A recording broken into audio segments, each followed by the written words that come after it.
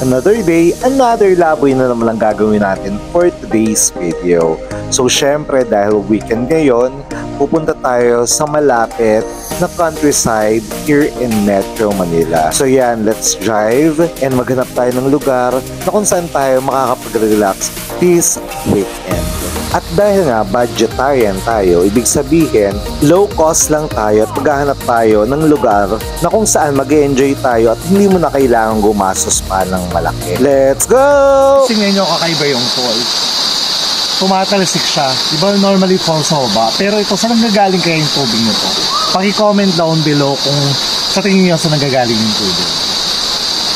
Mga kalaboy, kitang-kita nyo naman kung gaano kaganda ang kapaligiran. Maraming puno, magandang ilog na sanay in the future masilayan din ng mga bagong henerasyon at ma-enjoy nila ito.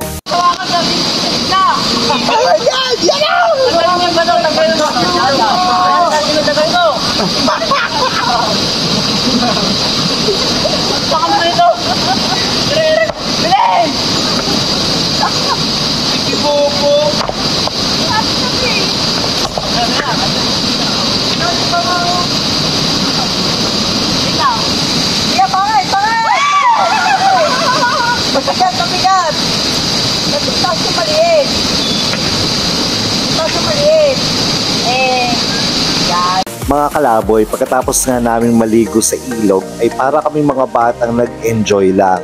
Ang ginagawa naman namin dito ay pagka may nakikita kaming puno na may bunga, tinatry namin kunin at kami para mga nagkakagulo dito. Tingnan, sobrang mga magugulo.